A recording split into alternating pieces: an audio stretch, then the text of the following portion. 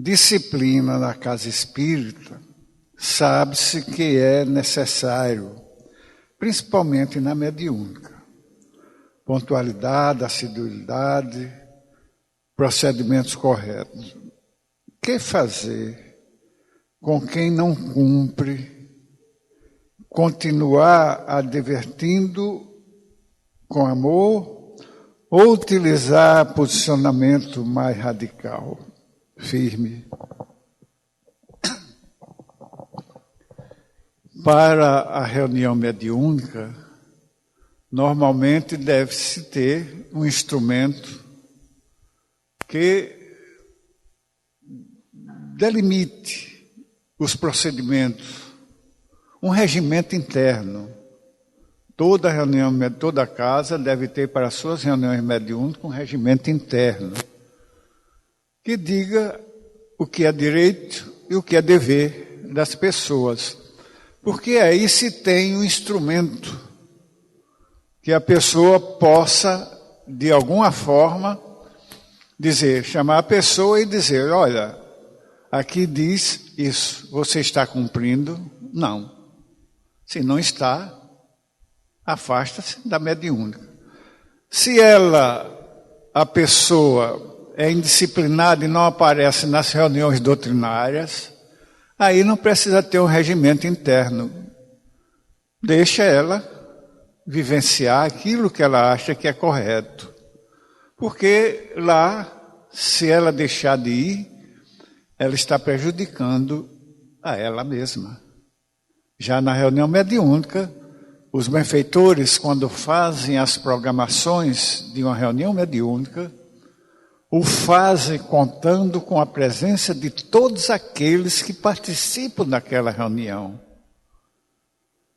Se nós faltamos, claro que vai dar a eles uma problemática para reorganizar. Se a falta merece uma justificativa, claro que eles entendem, eles sabem.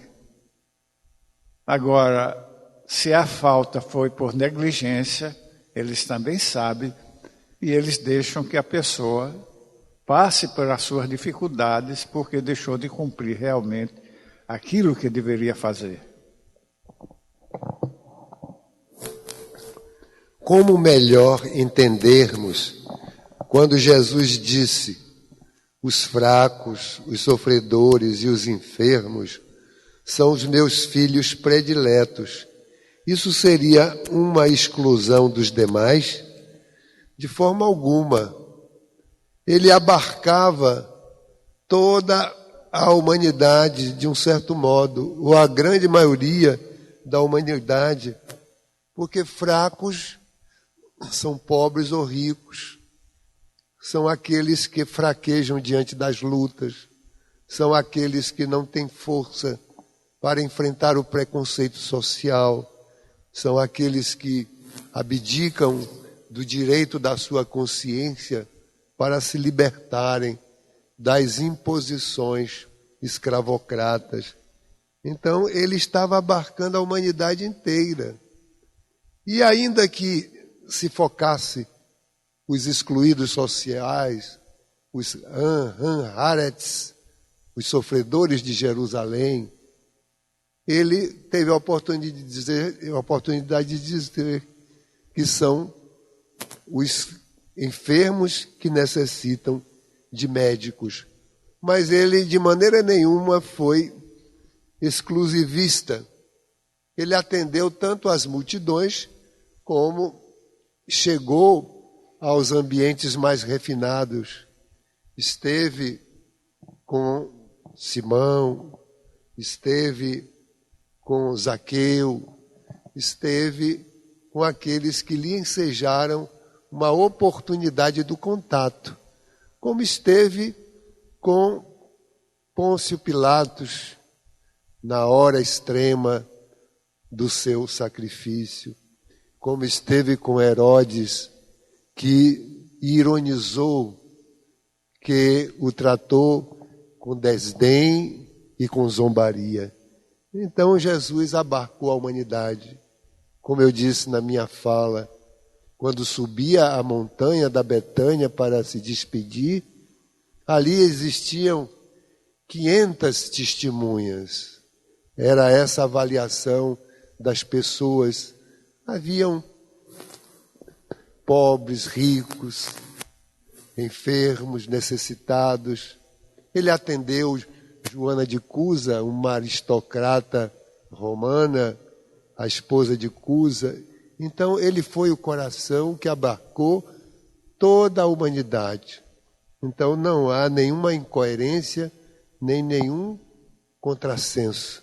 E ao se despedir, quando deixou a terra, ele disse que todos nós, aqueles que somos da humanidade e aqueles que ali estavam e os que não estavam, eram verdadeiramente a sua paixão. Então, Deus deu Jesus a nós como o condutor da nossa evolução.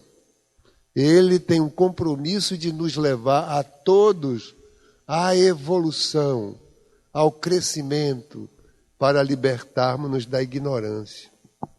Ela pergunta ainda, porque pode ser um homem, né? Mas as mulheres estão predominando, tem muito mais mulheres do que os homens nas casas espíritas. E Kardec, quando classificou o ensino moral como o único caminho para o crescimento, é o único caminho que liberta efetivamente. As outras são plataformas de lançamento para a construção moral. É claro, a filosofia, a ciência, a cultura e o saber são importantes. E os espíritos disseram a Kardec que o conhecimento intelectual é base, é fundamento para o desenvolvimento moral. Quando a gente constrói na intelectualidade e não avança para a percepção moral da vida, nós estagiamos. E às vezes aquele próprio conhecimento é que nos denuncia a nossa própria consciência que nós estamos, vamos dizer, negaciando a respeitabilidade que devemos a nós mesmos. Vejam nas experiências científicas que o nosso José falou, a grandeza moral de Crookes, a grandeza de Alfred Wallace, e muitos outros que experimentaram e que comprovaram a imortalidade da alma. E veja o comportamento que não foi à altura, por exemplo, de Charles Richer, o grande vulto da França, prêmio Nobel, um homem de a maior intelectualidade francesa, fisiologista famoso. Ele teve as maiores demonstrações da imortalidade da alma, o Wallace Charles Richer, e ele sempre esperando mais provas, mais provas, mais provas, e chegou ao mundo espiritual em situação difícil, conforme um depoimento pela lavra mediúnica de Chico Xavier. Eu não me lembro a fonte, mas alguns companheiros aí mais eruditos podem até me ajudar.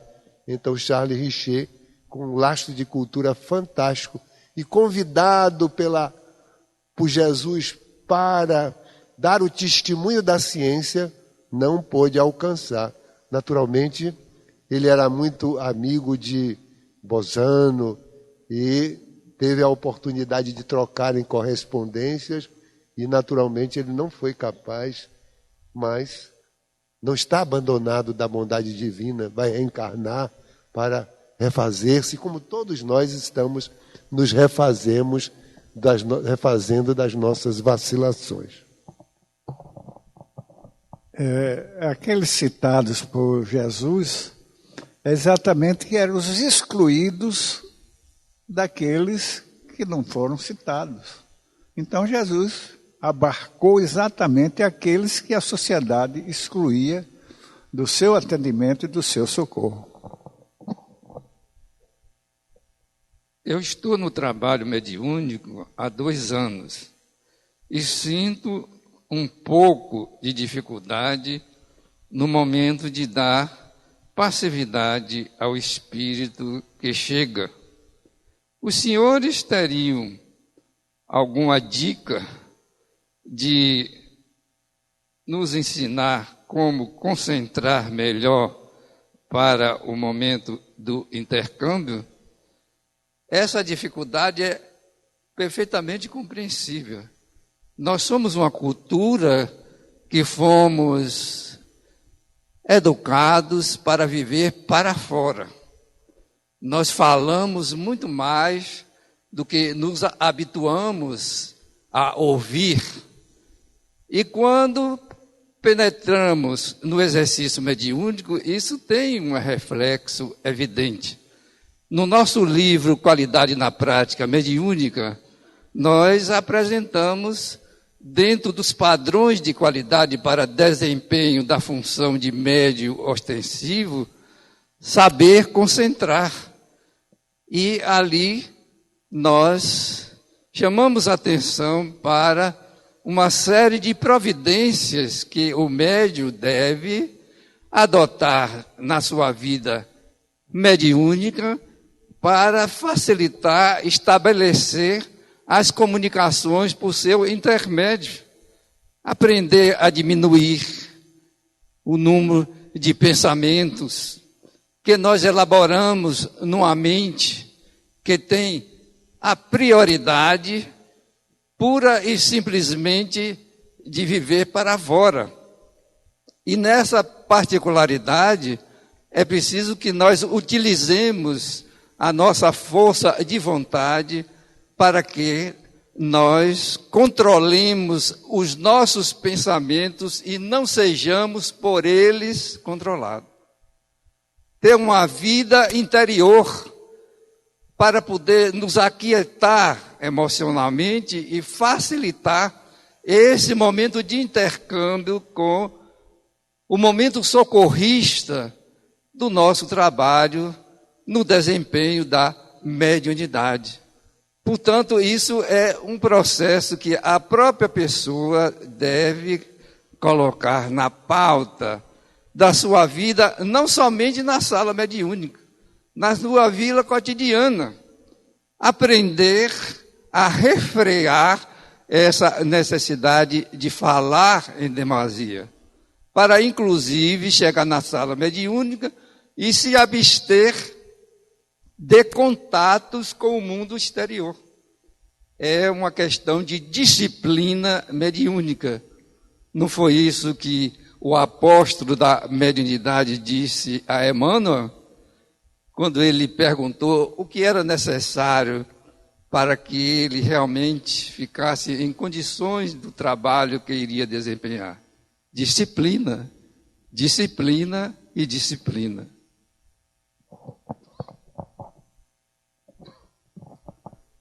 A partir do Livro dos Médiuns, que diz que a mediunidade pode ser experimentada no lar dos médiuns, para saber se a pessoa tem mediunidade, se aplica nos dias de hoje. Naquela época, não tinha centros espíritas, estava se iniciando. E a prática em casa era da mediunidade de psicografia. Não era se fazer reuniões mediúnicas. Porque o saber se é médium, quem pode saber é a própria pessoa. Todo aquele que sente, num grau qualquer, a presença dos espíritos, é por esse fato médium. É isso que Kardec diz na segunda parte. Todo aquele que sente. Nós de cá, o outro não pode saber se o outro é médium. E a experimentação na reunião mediúnica não é experimentação, começa-se pelo estudo. Hoje tudo é estudo. Temos que estudar as coisas. Faz-se um grupo para estudo do Livro dos Médiuns, da mediunidade, e depois de um certo período passa-se a fazer uma experimentaçãozinha, para ver se alguém daquele grupo que ali está tem a mediunidade ostensiva, porque a mediunidade intuitiva é de todos nós. Então, Kardec não recomendava que se fizesse experimentação da mediunidade ostensiva, porque naquela época ainda não tinha, a maneira prática da mediunidade era psicográfica. porque era assim que os médios transmitiam as suas informações. Mas imaginemos nós hoje, para atender sofredores, a psicografia teria uma influência muito grande? Não teria. A pessoa, o espírito sofredor, escrevesse o que estava passando para a gente ler, para depois responder, a coisa ficaria muito monótona. Então, a evolução das coisas. Saímos daquele tempo do início, que imaginemos nós, hoje, com as informações que nós temos. Ainda fazemos mediúnicas com erros, com as informações que a gente tem do livro dos médios, de André Luiz, que é fenomenal as informações que André Luiz dá, Manuel Filomeno de Miranda, e nós ainda fazemos reuniões mediúnicas com certas nuances que não são corretas. Agora imaginemos Kardec, que estava iniciando todo esse trabalho, a dificuldade que ele tinha. Então ele não recomendou que a gente hoje fizesse reuniões, experimentação para ver em casa se era médium. Já pensou num lar, fazer uma reunião mediúnica, sem assistência do mundo espiritual? E muitas vezes os lares não muito harmonizados, e é uma grande maioria. Mesmo nos lares harmonizados, de vez em quando ainda tem os entreveros. Não é? Que assistência poderia se dar para fazer uma reunião mediúnica?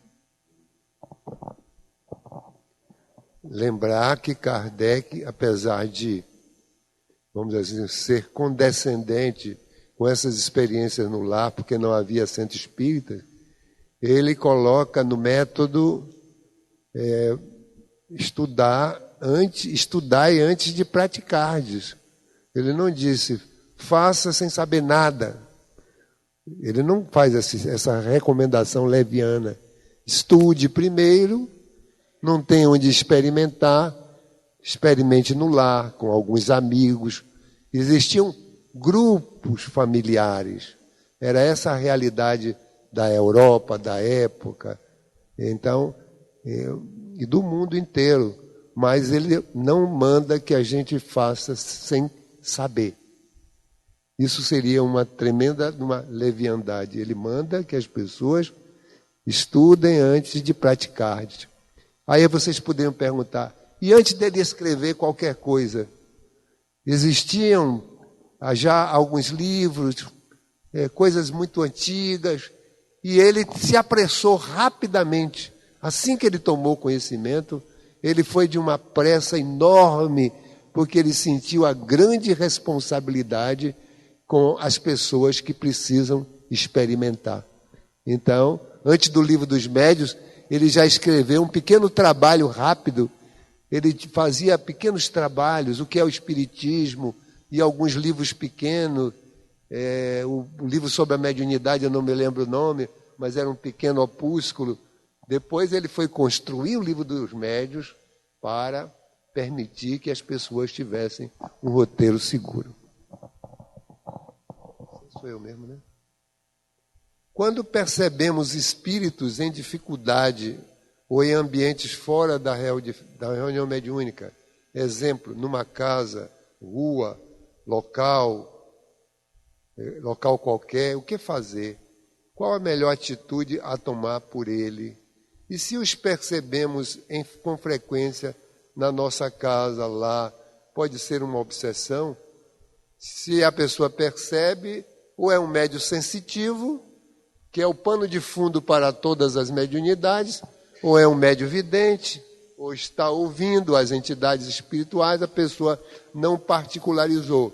Se tiver tempo, estiver harmonizada, ora pela entidade, faz uma prece e segue adiante nos seus deveres.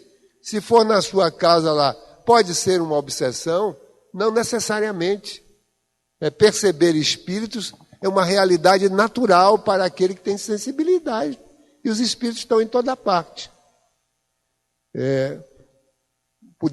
Antigamente dava a impressão que os lugares abandonados é que estava cheio de espíritos. Kardec diz o contrário, ele gosta de estar onde estão as pessoas mesmo. Nas casas, nas ruas, Você vai numa casa abandonada só se tiver um espírito preso ali por algum acontecimento da sua vida. Então, não significa uma obsessão, significa uma presença. Se for uma presença hostil, ainda aí não é uma obsessão. O espírito hostiliza. Pode ser que ele esteja querendo um campo propício para nos obsidiar, mas ainda não é a obsessão, é apenas o registro. Ou para depender seu espaço. Aqui os universitários estavam me ajudando aqui. Então, não é necessariamente uma questão obsessiva. A questão obsessiva, quando ele passa a interferir de uma forma ostensiva na nossa vida, prejudicando o nosso pensar normal, as nossas ações. Às vezes eles estão pedindo socorro a nós. Então, a pessoa que está passando por essa experiência, procure aperfeiçoar-se, um grupo, frequência a um centro espírita, fazer o evangelho no lar, adquirir cada vez mais informação para ajudar melhor essas entidades. E tudo indica que é algum registro mediúnico que vai,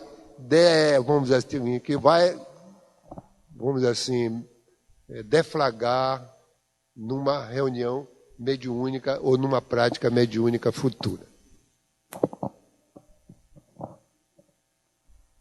Por que sentimos arrepios e mal-estar? O que fazer quando isso acontece? Em primeiro lugar, isso é um sinal de que a pessoa é uma sensitiva. Kardec começa a explicar que todo aquele que sente em um grau qualquer a influência dos espíritos é por este fato médium. Portanto, a pessoa está sendo sinalizada de que ela é uma sensitiva. O que deve fazer quando isso acontecer? Deve recompor a sua casa mental para que essas sensações desagradáveis se diluam o mais rápido possível. É por isso que nós devemos ter esse cuidado de higienizar, de criar motivações sempre de elevação no estágio emocional e mental da nossa vida aqui na Terra. Não podemos fugir dessas circunstâncias que originárias da mediunidade provacional. Nós, se verificarmos lá em o livro dos médiuns, Kardec se referindo, fazendo perguntas específicas a respeito da questão da mediunidade. Com que finalidade a providência outorgou, de uma forma especial, a determinados indivíduos o dom da mediunidade? Então, eles responderam: a mediunidade, nessa circunstância, é uma missão que a pessoa aceitou para vivenciá-la de uma forma sempre edificante, dignificadora. E, para tanto, é preciso que o médium passe por essas circunstâncias para que ele próprio tome as suas resoluções no sentido de criar resistências morais para essa convivência com os seres espirituais que pululam ao nosso derredor aqui na Terra e que muitas vezes têm ligações profundas conosco mesmo e se aproveitam dessa oportunidade para transmitir o seu estado enfermiço, o seu estado infeliz, porque simultaneamente, quando isso acontece, eles absorvem o fluido animalizado do médium que de alguma forma lhe ameniza os seus sofrimentos. Então, é uma troca energética que se dá nesse processo de sensações que o médium sente no seu processo mediúnico aqui na Terra.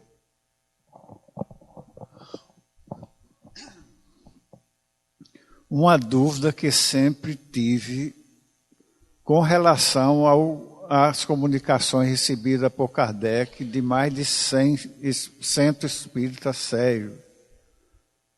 Se a doutrina espírita estava no seu início, como já havia esses centros espíritas já formados,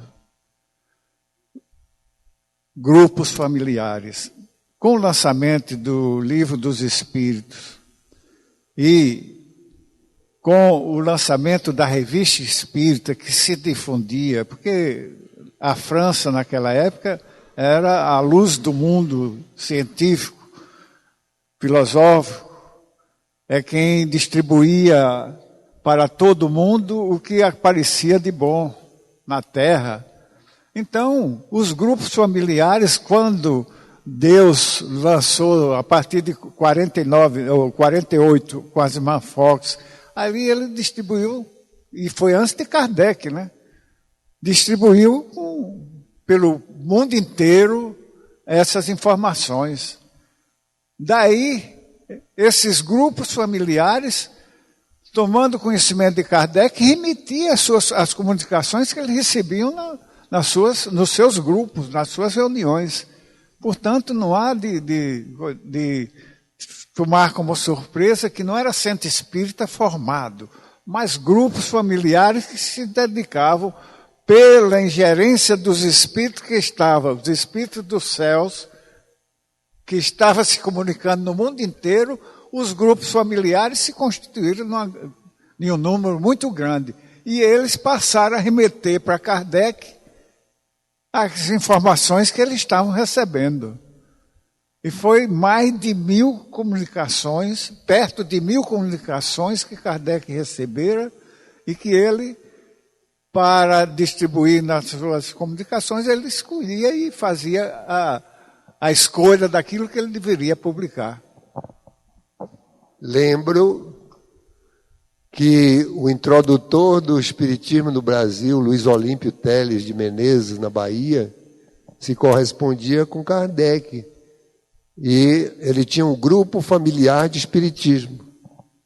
Ele era um homem muito culto, embora não tivesse diploma científico, mas era membro do Instituto Histórico da Bahia, e ele se comunicava com Kardec e certamente trocava informações, mandava aquilo que acontecia, os registros mediúnicos que estavam sendo trazidos naquele primeiro núcleo espírita do Brasil.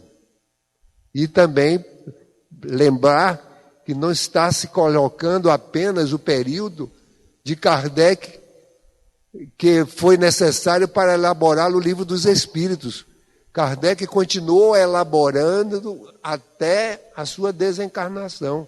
Muitas mensagens mediúnicas que estão no Livro dos Médiuns foram recebidas, foram, vamos dizer assim, peneiradas depois para construir o Livro dos Médiuns, e os apontamentos que estão no Evangelho segundo o Espiritismo também foram sendo obtidas ao longo do tempo. Então não há incoerência alguma. Tire sua dúvida, acabe com essa dúvida.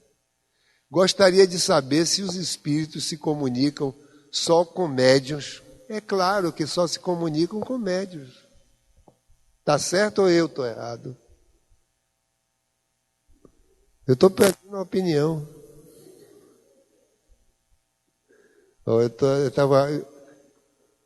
Se Kardec disse que todos somos médiuns, então está certo o que eu estou falando. Agora, não são comunicações todas ostensivas. Médium ostensivo é aquele em que anula o seu próprio pensamento, coloca o seu próprio pensamento numa situação de controle tal que os espíritos podem sobrepor as suas ideias à do médium, a ponto de trazer uma comunicação preponderante.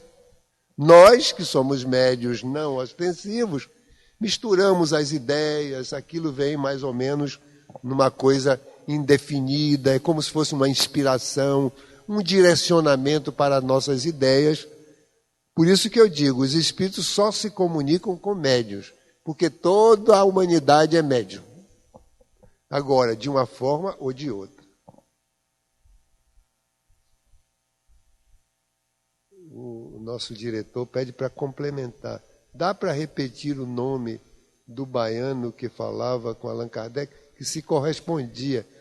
Luiz Olímpio Teles de Menezes, primeiro centro espírita da Bahia e do Brasil. Ele criou o grupo familiar de espiritismo. José está falando de comunicações em Mata de São João. É uma cidadezinha baiana anterior a Luiz Olímpio Teles de Menezes, mas é um grupo familiar e que a polícia perseguiu. Não havia essa repercussão internacional, porque era um grupo de pessoas comuns, não chegou a Allan Kardec os fatos de Mata de São João.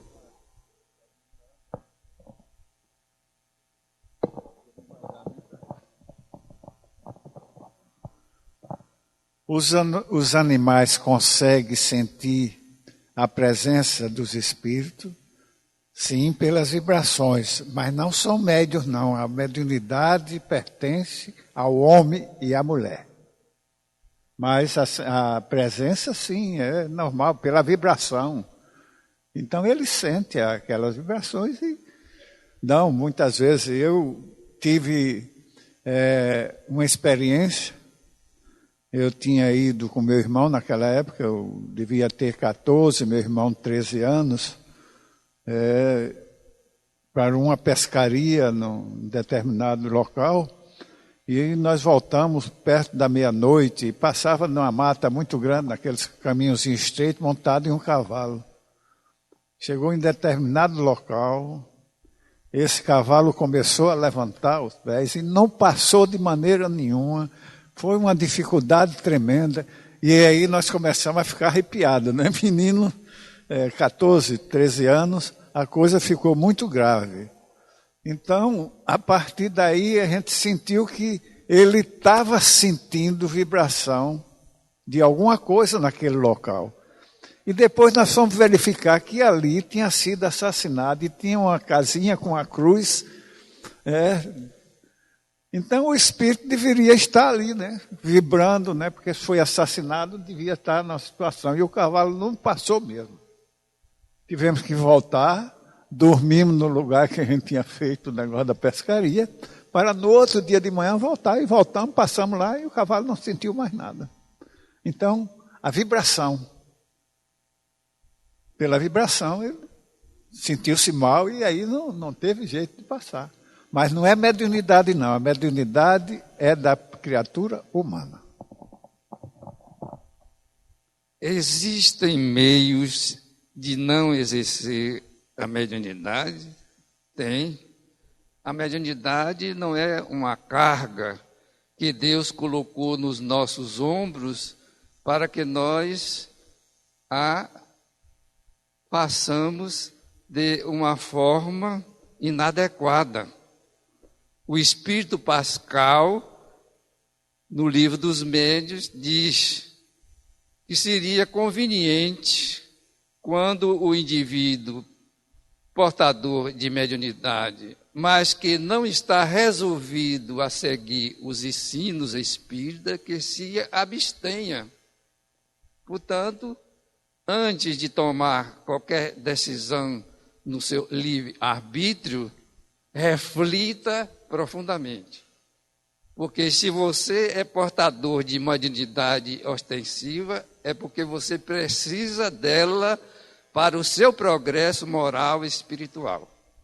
E se você está evitando exercitá-la no sentido construtivo, dignificante, possivelmente você vai se deparar durante a sua vida na Terra com circunstâncias que não são nada agradáveis. É por isso que, no instante em que nós detectarmos que somos pessoas sensitivas e temos essa capacidade de sentir a presença dos espíritos, antes de nos eximir de cumprir o compromisso que nós fizemos diante da nossa própria consciência, tenhamos muito cuidado. O exercício da mediunidade é o melhor meio que nós temos de colocar em funcionamento a reparação dos nossos débitos do passado, de uma forma suave, em leves prestações. Se a pessoa não quiser fazê-lo dessa forma, terá que fazê-lo de uma forma, talvez, muito drástica. Sempre temos acompanhantes, nem sempre são para o bem, ou sempre para perturbar. Sempre temos acompanhantes, nem sempre para o bem, ou sempre para perturbar quando toma conhecimento. Não estou entendendo muito bem, mas vou tentar. Sempre temos acompanhantes, sim. Sempre existem espíritos em volta de nós. Nem sempre para o bem, é verdade, para perturbar. Quando toma conhecimento, quando a gente toma conhecimento do fato, a nossa consciência desperta para uma grande realidade. Despertar para essa realidade que nós estamos envolvidos por seres espirituais que vibram, que tomam conhecimento dos nossos pensamentos, que nos acompanham, nos deve dar uma grande responsabilidade com aquilo que a gente faz, com aquilo que a gente pensa, para que nós não sejamos vitimizados, alcançados pelas ideias perturbadoras dessas entidades espirituais. Quanto mais nós pensarmos no bem, fizermos o bem, praticarmos a caridade, mantivermos a nossa mente higienizada, nós vamos ter companhias. Se tivermos companhias mais, teremos muito maior número de companhias sensatas, de amigos espirituais que vão estimular o nosso progresso moral.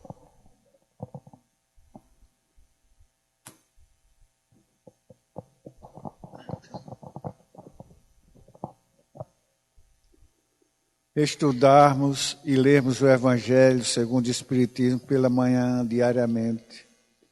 Fazer oração. Manter os pensamentos puros e harmonizados. Sintonizar sentimentos de compreensão.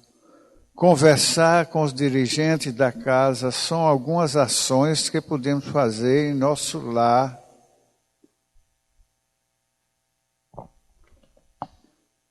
Familiar na casa espírita. O que mais o senhor recomendaria de ser feito no aperfeiçoamento do trabalho mediúnico? Paciência. Tudo isso aqui está correto. É isso que deve fazer. Principalmente pensamentos dentro da linha do bem. Agora, não ter ansiedade, porque não se faz a evolução de um salto. É sempre com muita paciência que nós vamos, aos poucos, fazendo com que isso possa ocorrer. Fique tranquila, vá fazendo isso, exatamente isso você deve fazer, principalmente pensar no bem. E orar sempre, e estudar o Evangelho, e vivenciar o Evangelho. Não esqueça que o vivenciar é o mais importante. E a partir daí, pode ficar tranquila que a sua mediunidade vai atingir o ápice dentro da possibilidade de uma encarnação. Médiuns que não estudam o livro dos médiuns podem participar de trabalhos mediúnicos? nós fazemos algo assemelhados para responder a essa pergunta. Esses médios se parecem com aquelas pessoas que estão dirigindo um veículo ladeira abaixo com os freios desarranjados. Vão cair no abismo das obsessões. Kardec escreveu o livro dos médios porque o mundo espiritual lhe inspirou para que, de alguma forma, eles prevenissem as pessoas que estavam, à sua época, utilizando de moto próprio, desenvolver a psicografia para entrar em comunicação com seus entes queridos desencarnados. A partir de então, ele colocou, e João já fez uma referência a respeito, no capítulo sobre o método, é necessário, imprescindível, que antes da prática tenha o médium o conhecimento teórico da faculdade de que é portador. Senão ele vai entrar em circunstâncias muito dificultosas no exercício da sua faculdade. Às vezes vejo pessoas na rua, vejo-as caminhando entre outras, me surpreendo. Aí ela conta um fato que eu não vou contar. E ela diz assim: pouco comento estes acontecimentos. Está certo, não é para comentar não. É para a sua própria experiência, para o seu próprio crescimento moral, espiritual, e para que você tenha a compreensão clara de que a vida continua. Mesmo estudando e participando da reunião mediúnica, durante o sono, a ação da espiritualidade em conversas é tão íntima. O que fazer para que essas conversas sejam mais calmas e tranquilas? Participar da mediúnica, estudar, tudo aí muito bem. Mas você tem que colocar o seu pensamento na ação e na direção do bem, porque se eles estão com essas conversas íntimas, é porque você ainda aceita essas conversas íntimas. É a nossa modificação. Claro que você já está se sentindo que é uma coisa que não é bem, que não é boa. E se não é bem, não é boa, claro que você está querendo saber como se libertar dela. Pela leitura do Evangelho e vivenciar o Evangelho.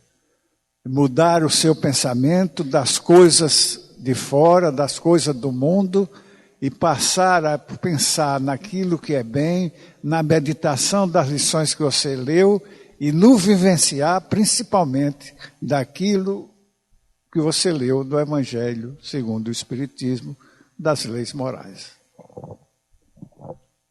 Crises tipo epiléptico ocasionados, logo no primeiro estágio do sono, pode ser alguma manifestação mediúnica ou é de fato problema de saúde?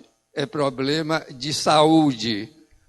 Naquela passagem do Evangelho do jovem lunático, ele tinha o registro da consciência de culpa já no seu campo perispiritual, que o processo obsessivo fazia com que as suas convulsões viessem à tona através dessa influência negativa da entidade desencarnada.